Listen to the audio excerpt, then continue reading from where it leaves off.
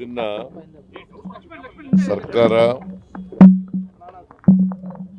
ಮಾಗಡಿ ಕೆಂಪೇಗೌಡ ಅಭಿವೃದ್ಧಿ ಪ್ರಾಧಿಕಾರ ಮತ್ತು ಬಿಬಿಎಂಪಿ ಇವು ಮೂರು ಸೇರಿ ಆಚರಣೆಯನ್ನು ಮಾಡ್ತಾ ಇದ್ದಾವೆ.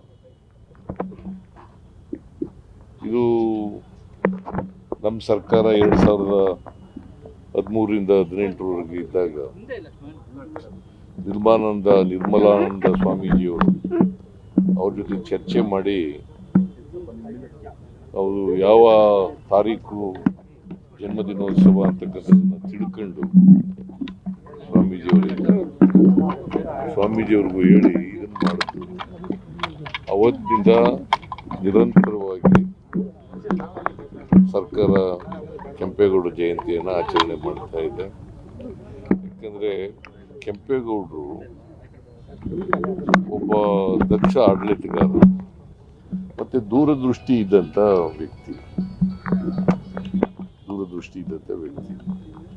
ಅವ್ರ ಕಾಲದನ್ನೇ ಈಗ ಅದಕ್ಕೆ ನಾವು ಅವ್ರನ್ನ ಬೆಂಗಳೂರು ಆಧುನಿಕ ಬೆಂಗಳೂರಿನ ನಿರ್ಮಾತೃ ಅಂತ ಕರಿತೀವಿ. ಇವತ್ತು ಬೆಂಗಳೂರು ಅಂತಾರಾಷ್ಟ್ರೀಯ ಮಟ್ಟದಲ್ಲಿ ಗುರುತಿಸಲ್ಪಟ್ಟಿದ್ರೆ ಅದಕ್ಕೆ ಅಡಿಪಾಯ ಹಾಕಿದವರು ಕೆಂಪೇಗೌಡರು.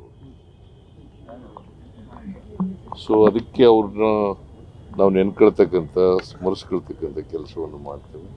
ಒಳ್ಳೆ ಆಡಳಿತ ಕೊಟ್ಟಿದ್ದರು, ದೂರದೃಷ್ಟಿ ಇದ್ದಂಥ ವ್ಯಕ್ತಿತ್ವ ಇದ್ದಂಥದ್ದು. ಬೆಂಗಳೂರಿನಲ್ಲಿ 4 ಭಾಗದಲ್ಲಿ ಏನದು ಗೋಪುರಗಳನ್ನು ಕಟ್ಟಿಸಿದ್ರು.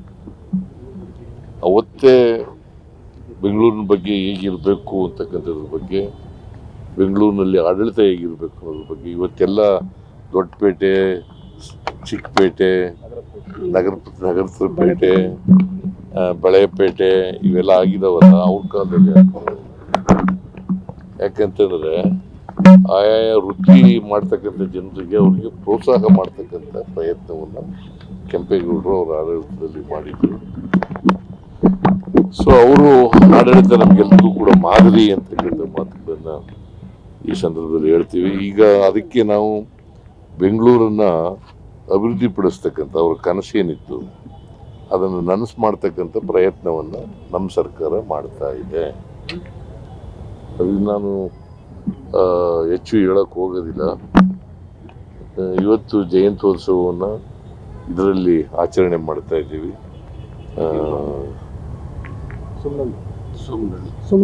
ಸೋಮನಹಳ್ಳಿ ಜಗಜೀವನ್ ರಾಮ್ ಭವನ ಅಲ್ಲಿ ಆಚರಣೆ ಮಾಡ್ತಾ ಇದ್ದೀವಿ. ಮತ್ತೆ ಹೂನಾರನ ಇಲ್ಲಿ